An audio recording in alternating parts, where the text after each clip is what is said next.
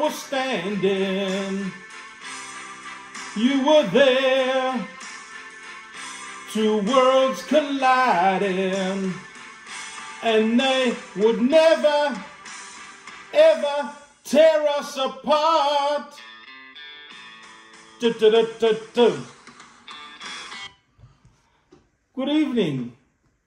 This is yours truly. This is Isaac from Blue Bag of Borelli, my place to talk all things AFL and my beloved Carlton.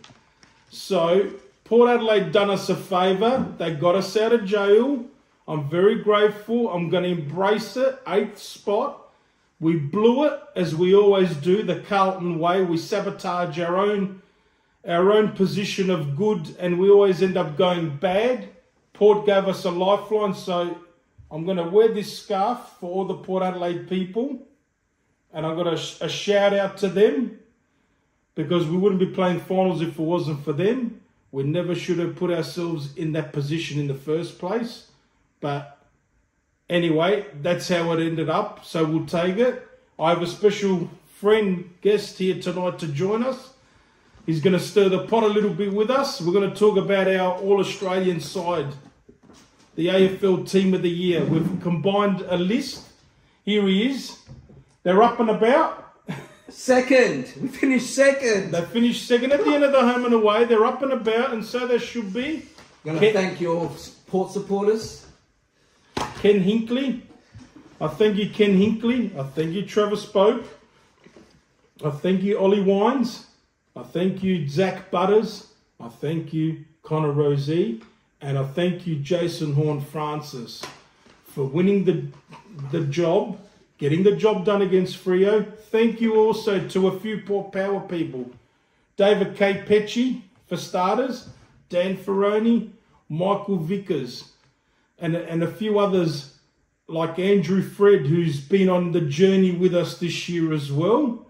And Mr. Camiso also goes for Port Power. Our Biggles. Gary Cooper. A shout out to all the Port Power people. If there's anyone I've forgotten, I apologise, but a shout out to all of them. Anyway, tonight it's the time to discuss our All Australian 2024 team, the AFL Team of the Year. The two of us have come up with our own All Australian side. We compiled a list, we mulled over it. Some we agreed, a couple we disagreed, but here we are. We've made our team. We're going to read it out tonight. And and the team's actually coming out tonight, so we're just going to quickly do ours before the AFL release their team. So. Yes, and just quickly before we read it out, Isaac Rankin could not be considered from the Adelaide Crows because he had suspensions and injuries, so he couldn't be considered, or else he probably would have made it. Yeah, if he played enough games, he would have made it. He only played probably half the games this season, but he would have definitely made the side. He's a wizard, and he's a superstar, and I believe he'll win 2 or 3 jumpers in his time. Pick 3 in the 2018 National Draft. Same as Cripps, Butters, Rosie. Walsh, you mean? Oh, Walsh, sorry. Anyway, so that was a super draft. That super draft, the top 10, I reckon Walsh went 1, and Lukosius went 2, Rankin 3, and etc. Max King 4, yes. Rosie 5, Ben King 6. Yes. I think Bailey Smith 7th. Thomas from North Melbourne 8. And then the Crows one. Who the Crows pick up? Chasey Jones. And the 10th pick was the guy from the Swans, the Lizard, under the father-son rule. Yeah. Blakey. And then Butters at number 12. So it has proven to be a fantastic draft crop. Anyway, we can discuss who we believe the best player was in that draft another day, another time. Yeah. So we can talk about Rosie next time. Yeah. We know you love Rosie. So this is our All-Australian team. I'll read the first half, and then I'll hand it over to David. He can read the second half. So you'll do the defenders and the midfield? Yeah. Back line, Luke Ryan, Fremantle. Full back, Harris Andrews, Brisbane Lions. Back pocket, James Sicily, Hawthorn. Half back flank, Dan Houston, Port Power. Has he played his last game for Port? I think they'll trade him. I think he'll ask for a trade. So yeah, he made the All. I think he should make the All Australian, but he won't be playing finals. But yeah, I think he'll be a lock. He'll be a lock. Yeah, he should be. I'm sure he's a lock in every team's. Well, ESPN didn't put him as a lock. Okay, there you go. Jacob Wiedering, Carlton centre half back. Nick Dacos, Collingwood on the other half back flank. The centre line, Errol Goulden on the wing from the Swans. Patrick Cripps, midfield centre. On the other wing, Massimo D'Ambrosio from the Hawthorn Footy Club. Now, David will read out the half-forward, ruck and interchange. Thank you. So, of course, our half-forward, we've got a powerhouse at half-forward here. Isaac Heaney, of course, he's ineligible for the Brownlow this year. Got Charlie Curnow, runner-up of the Coleman Medal this year. Triple C. I love Triple C. Jeremy Cameron from Geelong. Tyson Stengel, also from Geelong. We've got Jesse Hogan, the Coleman medalist. Yes, from the Giants. Got Jason Horne-Francis from Port Adelaide. Yep. And then our our midfield rucks, what's his name? Tristan Cherry from North Melbourne. Yep. Where did he come from? Marcus Bontempelli from the Bulldogs. Zach Butters from Port Adelaide as the Rovers. And our interchange bench, we've got Zach Merritt from Essendon. Caleb Sarong from Freo, Chad Warner from Sydney, and then to finish it off, Harry Sheezel from the Kangaroos. And they won't select a sub, but we've selected a sub anyway because it's our team. We're probably going to go with Lachie Neale. From Brisbane. Lachie Neale just to probably get in front of Adam Treloar from the Bulldogs. So we'll give it to Lachie Neale.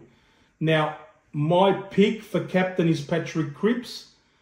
We're probably going to flip here, agree to disagree, which is fine. I'm going to give it to Paddy Cripps and Bontempelli vice-captain. And David will give his captain and vice-captain. So my vice-captain is Patrick Cripps.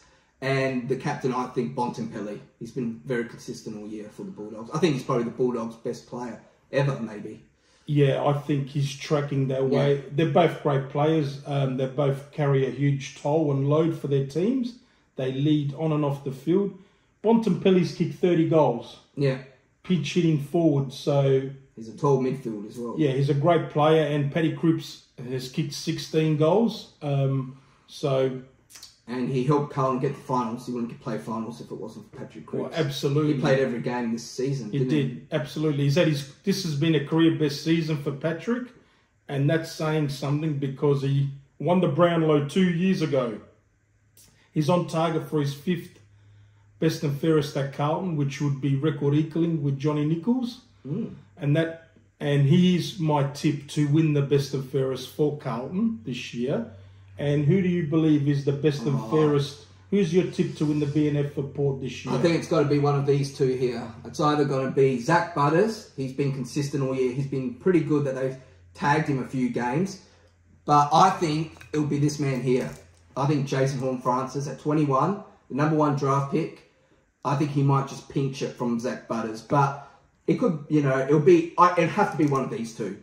No one else would come even close. Look, Zach Butters is a sensational player, and so is Horne-Francis. I believe Horne-Francis will definitely win a Brownlow at some stage in his career if he stays fit and injury-free.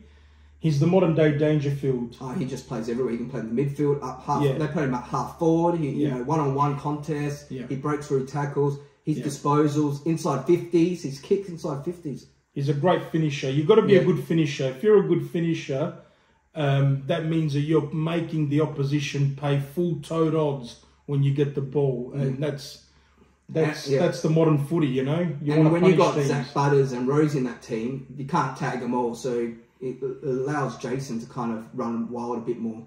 Yeah. So. Well, you've got a great team. They finished second. We're not going to talk about finals until next week, but Port Adelaide will never get a better chance than this year to win their second flag. And Carlton will have the most hardest chance. They've got a hard draw going into heading to the grand final. Look, we're coming from 8th position. We know you're coming. And who knows? It's a free hit. Hey, it's a free hit. We're going to play with house money. I thought we were gone after the Saints, so we'll take it. I'll embrace it. when you follow Carlton and you don't play finals for 9 years in a row and languish in the bottom third and bottom 4 and even win wooden spoons, you know what? I'll take 8th spot. It will be what will be. Hopefully, Triple C will be back and Harry Mackay and a few others. But anyway, we will talk about that next week. Do you want to and I've got this card here for Vincent. I know you want one of these. I've got one as well. This is for you, a free gift. We'll catch up next time and I'll give it to you. Thank you very much for supporting Carlton and supporting me and my channel. And David, what's in that select pouch with the question mark? Well, is that for another day? Well, I can reveal it, I think. I've got a card in here. And I'm going to reveal it, okay. I'm guaranteed. It is. Guaranteed. Well, it was guaranteed. It was the West Coast Rising Star selection card. Harley Reid got suspended, so it's worth nothing now. He's ineligible to win it. That was... I had it in my hands. Yes. Look, I disagree with that. I think even if you get suspended, I believe if you're good enough and you're the best player and get the most votes, I mean, who are you really harming that you've been suspended? I believe they should change the rule. Doesn't matter about best and fairest. You're the best player of the year. In my opinion, you should win the award. But I don't run AFL. Yeah. And his suspension was because of a tackle, sling tackle, wasn't it? Yeah. Like a bad sling tackle. Yeah. It's not like he punched the guy in the head. Yeah, they want to protect the head. A few years ago, they would have got away with that. But this is the modern footy that we live in at the moment, in this space. I know. Here's a hat for you, David. Oh, blue bag of Borelli hat. Here's a hat for you. There you go. You look better already. Well, Isaac, come that St Kilda game, you were out. You weren't going to play finals. You even told me that Freo were going to beat Port. Well, I did. Look, Freo have been a good side, especially at home.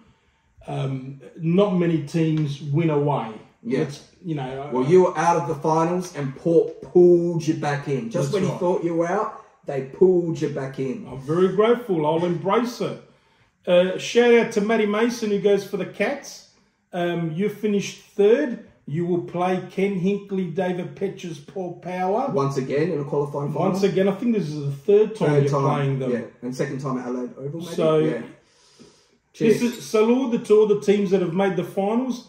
Next week at Hots Up, we will catch you next Wednesday when David and I will do a pre-finals video and give us our thoughts and predictions of the 4 matches that will be played next week. Cheers. This is Isaac from Blue Bag of Borelli, my place where I love to talk all things AFL. My beloved Carlton. Davey Petch also has a channel. David Petch. He talks about footy and his beloved Port Power as well. And sometimes you'll see us together. We take the piss a little bit out of each other, but it's all in fun. And also we both obviously love the game and we both are chasing the Holy Grail. Yeah. The Premiership glory. For me, it's the race to number 2. For David, it's all about the race for number 2. For me, it's all about the race to 17. Catch you on our next video next week. Go the Blues. Go the Power.